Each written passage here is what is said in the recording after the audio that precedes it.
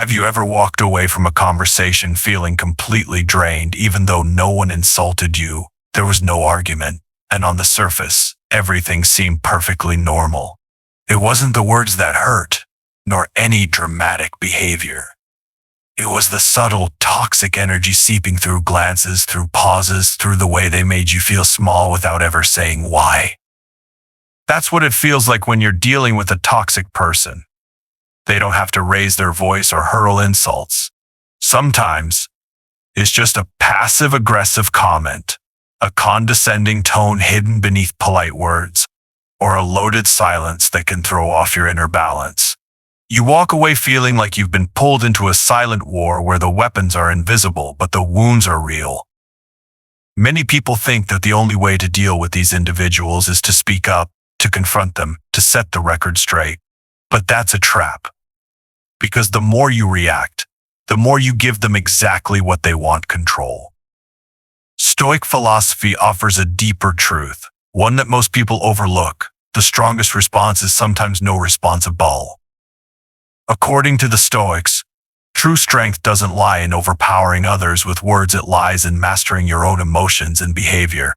Marcus Aurelius, the great Stoic emperor, once said, "Don't waste time debating what a good man should be. Just be one." You don't need to shout to prove you're right. You don't need to explain yourself to be understood. You just need to be steady, unshaken by the chaos others try to create. This video is for you if you're tired of feeling depleted after every encounter with a negative person. If you've always been the peacemaker but somehow also the one left wounded. If you've reached a point in your life where you're done begging for peace and instead, you're choosing to protect it with your silence, your steadiness, and your clarity. In today's video, you'll learn 7 ways to deal with toxic people without saying a single word. These aren't surface-level tricks. They're life skills. They're the art of self-mastery.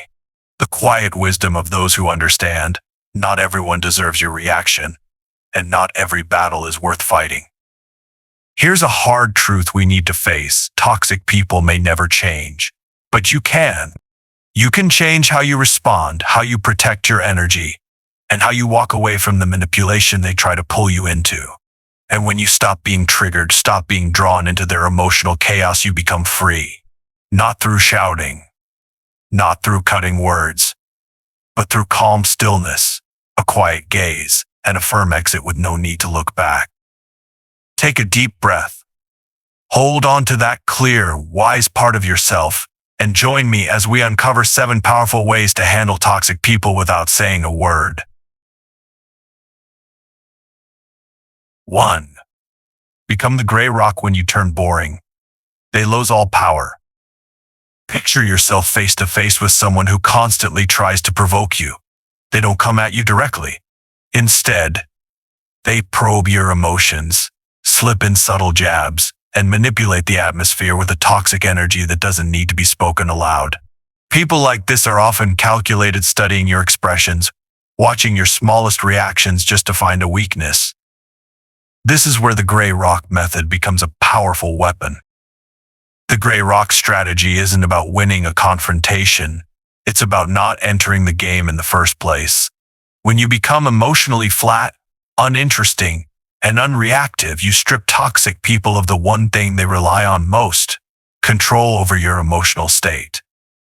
A gray rock doesn't argue. It doesn't get excited.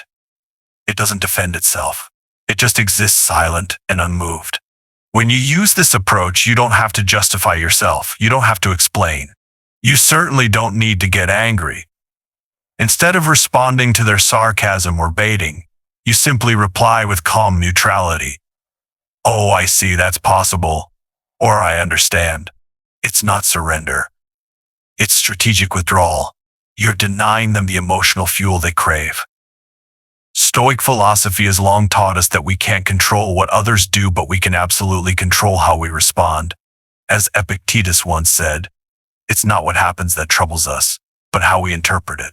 Toxic people may use sharp words or heavy silence, but they hold no power unless you give them permission to define your emotions. At first, when you go gray, they'll escalate. They'll try harder, guilt-tripping you, pushing your buttons, trying to provoke a reaction. But if you stay neutral, if you continue to deny them an emotional payoff, they'll eventually lose interest. Like someone who tries to light a fire and sees no flame, they'll move on in search of a new spark. The gray rock method is especially useful when you must interact with toxic people at work, in family, or in close-knit communities. In these situations, you don't need to be combative, you simply need to stop being reactive. Every time you refuse to play their emotional game, you reclaim your mental territory. But remember, gray rock is not a lifestyle. It's not how you treat everyone. It's a temporary strategy for toxic environments where being boring might be the only thing that keeps you safe and sane. When you become the gray rock, unmoved, unemotional, you're not weak. You're showing the highest form of strength, the power of someone who can no longer be controlled by anything outside their own mind. And the moment you become dull to the toxic person is the moment you become priceless to yourself. 2. The art of non-reaction, when silence makes things lose control. Some people don't bother hiding their intentions. They don't disguise their manipulation with flattery or fake kindness. They confront you openly. They weaponize their words, provoke you in public, mock you, insult you just to trigger a reaction. They want you to lose your cool. They want you to get angry, to defend yourself so they can step back and pretend to be the calm one. In those moments, not reacting is the strongest reaction you can have. It's not passive tolerance. It's not swallowing your pride to keep the peace. It's a conscious, empowered choice to not let yourself be dragged into someone else's emotional chaos. In Stoicism, self-control isn't just a virtue, it's an elite form of power. Marcus Aurelius once wrote, "When you are offended at any man's fault, turn to yourself and ask what fault of yours bears a resemblance to it." In other words, it's not the insult that hurts, it's the fact that we let it take root in our mind. The art of non-reaction isn't cold indifference. It's a calm strength.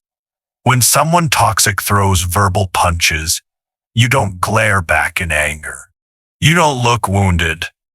You stay still. You meet their chaos with composure. Maybe you even smile, not because you agree with them, but because you've risen above them. They expect a reaction. You give them none. They strike and hit air. It's like a fight where only one person is swinging. The other doesn't strike, dodge, or flinch. Eventually, the aggressor grows tired, frustrated, powerless, because you can't maintain rage when standing in front of a calm, immovable presence. At first, your silence may drive the toxic person crazy. They'll try harder. They'll escalate. They'll throw everything at your walls, trying to break the silence. But if you hold your ground, they'll realize you're no longer the puppet they once pulled strings on. And that's the moment you reclaim your power. You don't owe a response to every provocation. You don't need to defend yourself against every misunderstanding. And you certainly don't need to prove yourself to someone who's never cared to understand you in the first place. Silence isn't weakness. When placed with intention, silence is a powerful declaration. I'm not playing this game with you. Remember, when you react, they control you. But when you choose silence not out of fear, but out of freedom, they're the ones left scrambling. Non-reaction, when practiced through the lens of Stoic thought, isn't just a defense mechanism. It's a state of mind. A place where you're no longer swayed by praise or criticism, applause or rejection. You stand firm, calm in the storm without saying a single word. And when you master this art, toxic people realize something they hate to admit. You're no longer easy to manipulate. They walk away. Not because you won, but because you didn't need to fight. 3. Detach emotion from their behavior when you no longer get pulled into a story that isn't yours. Not everyone who hurts you hates you. Not everyone who puts you down is stronger than you. And not everyone who brings negativity into your space is actually targeting you. Sometimes they're just drowning in their own insecurities and you just happen to be the closest target for all the inner chaos they don't know how to handle. That's why, in Stoic philosophy, there's a crucial skill every wise person must learn: detaching your emotions from other people's behavior. In other words, you stop letting their words, looks, or toxic energy define your worth. You learn to see them without absorbing them. You recognize their behavior for what it is without making it personal. Epictetus once emphasized, we are disturbed not by events, but by the views we take of them. And in this case, what truly hurts isn't their behavior, it's the meaning you attach to it. The moment you interpret it as a direct insult to your dignity, that's when it gains power over you. Toxic people don't just manipulate with words, they manipulate with feelings. They make you feel like you're not good enough, not respected, not worth listening to. And they often don't say it outright. It's in their eyes, their silence, their subtle dismissal, until somehow you feel guilty without even knowing what you did wrong. But when you learn to emotionally detach, you begin to see it clearly. What they say reflects who they are, not who you are. Harsh criticism, that's a projection of their own self-loathing. Cold indifference, that's not about your lack of worth, it's about their lack of emotional depth. Manipulation, that's just fear disguised as control, because inside they're empty and afraid of losing power. When you realize that, you don't need to get angry. You don't need to defend yourself. You simply observe. You notice. Then you quietly return to your inner center, where your emotional state no longer rises and falls with someone else's instability. Emotional detachment doesn't mean becoming numb. It means learning to discern what belongs to others and what you don't need to carry. You don't need to toughen up or push back, you simply stop joining them in their negativity. That's how you protect your peace without saying a word. And here's the strange part: when you stop reacting, when you stop being affected, the toxic person loses control. Without emotional dependency, they can no longer hook you. They may act the same, but you are no longer the same version of yourself. Emotional detachment is the clearest sign of inner maturity. It's the ability to witness someone else's chaos without believing it's your job to fix them, to explain yourself, or to endure their storms. You just stand like a tree in strong wind. The wind may howl, leaves may fall, but the roots stay firm, deep, grounded and unshaken. And when you reach that place, no one can shake you unless you allow them to. 4. Silent distance, when space becomes the strongest statement. Not every rejection needs to be spoken aloud. Not every withdrawal requires a formal announcement. Some relationships, the more you try to talk it out, the deeper you get pulled into a cycle of negativity with no end. Because toxic people aren't looking for clarity, they're looking for control. And in those moments, distance becomes the clearest form of communication. Creating space doesn't mean you're running away. On the contrary, it's a quiet but firm declaration: I choose peace. I'm no longer available to waste energy on what doesn't deserve it. Stoic philosophy reminds us we can't control how others act, but we can absolutely control our time, our presence, and the energy we offer. Seneca once wrote, "Time is our most precious resource, spend it wisely." And sometimes the wisest action is simply not showing up. You don't need to be angry. You don't need to explain. Just start replying less. Decline invitations that drain you. Shorten the time you spend in toxic spaces. Let your absence speak. Because if your presence is not valued, your absence will become the loudest wake-up call. In places where cutting ties isn't an option, like family or work, you can still create emotional distance. Step back, not just physically, but mentally. Be there, but don't engage. Listen, but don't let it sink into your soul. You're not a wall to absorb their emotions. You're not a mirror to reflect their negativity. You're just no longer syncing your emotions with theirs. And when you maintain that distance, you stop getting pulled into their drama. You stop needing to explain yourself. You stop forcing peace where connection has already rotted. Distance becomes your boundary, and that alone is enough to restore clarity. Some will call you cold. Others might say you've changed. But only you know the truth. Silence and retreat are how you protect the survival of your soul. Not because you don't care, but because you finally stopped sacrificing your peace for those who never valued it. Picture your mind like a clean, quiet room. Every time you let a toxic person in, they bring dust, noise, chaos. But you don't need to scream to make them leave. Just quietly close the door. Gently, firmly. That is the loudest message you'll ever send. And in that silence, you don't just reclaim your space, you reestablish your boundaries. Not through words, but through actions that say everything. 5. Rebuild your inner strength in silence when self-care becomes a wordless act of defiance. No one can keep giving endlessly without being restored. No one can remain clear-headed in a toxic environment without knowing how to return to themselves. And in every encounter with toxic people, one truth always remains: they gain power when you are depleted. That's why one of the most silent yet potent ways to neutralize their influence is to prioritize self-care not as a luxury, but as a survival strategy. Self-care is not a trend or empty advice. In Stoic philosophy, it is the foundation for maintaining clarity and strength in a world that's constantly shifting.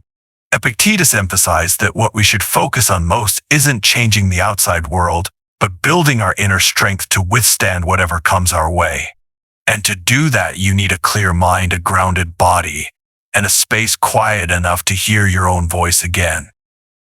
When you care for yourself with intention, whether it's a quiet cup of tea, a walk in the park, or a few moments of stillness before sleep, you're sending a powerful message to the world: I deserve peace, and I don't need anyone's permission to claim it. Toxic people will always try to drain you. They'll make you feel guilty for putting yourself first. They'll twist rest into selfishness, boundaries into cruelty, and distance into emotional coldness. But when you stop justifying and start acting, when you choose to power off your phone, say no, or go to bed instead of replying to a manipulative message, you're rewriting your own value system. And you don't need to announce it. Your shift in energy will speak for you. When you're well rested, you see more clearly. When you eat well, you react more calmly. When you invest in things that nourish your soul, you stop being pulled into petty drama and negativity. Self-care is not escape, it's a way of redrawing your boundaries, reclaiming your power, and rising again from within. Like a warrior returning from battle, you don't need to show off your scars. You simply sharpen your sword, tend your wounds, and sit in quiet awareness. In toxic dynamics where your words are twisted and your intentions distorted, silent actions are the clearest message. When you choose to exercise instead of arguing, to read instead of chasing validation, to turn inward instead of explaining yourself, you are stepping outside the game they set for you. And that right there is your greatest win. You don't have to shout that you've changed. They'll notice. They'll sense that you're harder to predict, harder to control, and most importantly, less dependent on them. Because when you start caring for yourself intentionally, the toxic person realizes something they hate to face: they are no longer the center of your world. And for someone who feeds off power and attention, that is a loss no words can fix. 6. Walk away in silence, but with weight. When leaving without a sound still sends shockwaves. Not everyone deserves an explanation. Not every truth needs to be proven. And not every relationship is worth preserving just because it wasn't always that bad. There are times when you try to fix it, to explain, to endure, and then you realize the longer you stay, the more of yourself you lose. The longer you stay, the more you forget who you are. And at some point, the most honest thing you can do is leave. Not in anger, not in a dramatic exit, but in a quiet, final decision: I won't keep staying in a place that keeps hurting me. In Stoic thought, walking away is never a sign of weakness. On the contrary, it's the ultimate act of strength, cutting ties with what's beyond your control and protecting your inner life from damage logic can no longer repair. Marcus Aurelius once said, "Live immediately because the future is uncertain." And he was right. You cannot keep wasting your precious life in a relationship that makes you feel small, ignored, or invisible. Leave quietly. You don't need to argue to prove you're right. You don't need a long message listing everything they did wrong. You don't need to offer a tidy ending to someone who never respected the beginning. You simply walk away and stay silent. A quiet exit is the highest form of power. It doesn't evoke. It doesn't echo. But precisely because of that, it confuses people. Toxic individuals are used to controlling others through emotional chaos. When you no longer react, no longer respond, no longer show up, they lose their strongest weapon, your attention. Of course, walking away isn't always easy, especially when the person is family, an old friend, or someone who once made you feel safe. But ask yourself, is staying making you better? Is it bringing you peace, strength, and alignment with your true self? If the answer is no, then walking away in silence is not abandonment. It's survival. Remember, you don't have to scream to spark change. Sometimes, your absence is the loudest shock to someone who's built their identity on control. Whether they understand it or not, you've already begun rewriting your story somewhere far from their chaos. And the most beautiful part, you can leave with your dignity intact. No name calling, no revenge, no scorekeeping. You walk away because you choose peace, not because you lost. And sometimes your silent departure is the loudest voice you'll ever have. 7. Silent forgiveness is self-liberation when you let go without ever hearing "I'm sorry." Not all wounds bleed. Some injuries sink deep beneath the surface of calm quietly, yet slowly eroding trust, self-worth, and belief in others. You may have walked away. You may have stopped talking. You may have rebuilt your life. But if you're still holding on to resentment, if that person still lives in your mind every time the past replays, then you're not truly free. That's why the final, and perhaps most profound, way to deal with toxic people without saying a single word is to forgive. Not to make peace, not to give them another chance, but to forgive in silence is an act of personal liberation. Quiet, decisive, needing no recognition from anyone. In Stoic philosophy, forgiveness isn't seen as weakness. It is the ultimate act of inner strength. When you forgive, you don't deny that harm was done. You simply refuse to carry it any further. You choose not to let the past define your present. You choose not to let someone else's actions continue shaping your emotions day after day. Epictetus once said, "You have power over your mind, not outside events. Real freedom lies there." You cannot change the past. You cannot force someone to admit they were wrong. But you can absolutely choose your response to what happened. And when you choose to let go of anger, of the need for revenge, of the longing to be understood, you reclaim all your inner power. Forgiveness doesn't need to be spoken aloud. You don't need to text the person who hurt you. You don't need to write a letter. You don't need to declare, "I forgive you." You simply look back at them as a closed chapter, no longer filled with hate, no longer tied to love, just peace. And then you move on. The beauty of letting go is that when you release resentment, you don't just reclaim your emotional space, you create room for good things to re-enter. Clarity returns. Small joys come back. The lightness of waking up and no longer carrying someone else's shadow that returns too. Silent forgiveness is the final move in your journey with toxic people. It's not loud. It's not dramatic. But it closes the loop. It removes you from the role of victim. It lifts the emotional burden you were never meant to carry. You may not forget, but you're no longer bound. And that's what matters most. Imagine walking on a long journey. Every negative emotion you hold is a stone in the backpack on your shoulders. Maybe the person who hurt you never apologized. Maybe they forgot. Maybe they never cared. But you're still carrying the weight for something that lives in the past. And when you choose to forgive, you don't say a word. You simply stop, take off the backpack, let the stones fall to the ground, and walk forward lighter, steadier, and truly free. You've just walked through 7 layers of silence, each one a layer of inner armor. Each one a quiet declaration that says, "I don't react. because I'm weak. I don't speak because I'm guilty. I stay silent because I've learned what's worth my energy and what isn't. From becoming the gray rock in the face of manipulation to remaining calm under provocation. From detaching emotionally to avoid absorbing another's chaos, to silently withdrawing when presence is no longer respected. From nourishing yourself as a wordless revolution, to walking away without needing to justify, and finally, forgiving quietly to set yourself free. All of it shares one truth: you don't need to raise your voice to claim your worth. Stoic philosophy doesn't teach you to be numb. It teaches you to hold on to emotions that matter and release those that no longer serve your peace or clarity. It doesn't ask you to be a cold wall. It teaches you to be like a rooted tree, deep enough to withstand the storm, wise enough not to be shaken, and soft enough to keep growing despite the winds that once tore through you. Toxic people will still exist. They will continue to provoke, manipulate, and challenge you. But when you realize you have the right to remain silent, the right not to react, not to explain, not to stay, you step beyond their reach. Not with noise, but with a powerful absence. Because in the end, it's not the one who yells the loudest who is right. It's not the one who speaks the most who wins.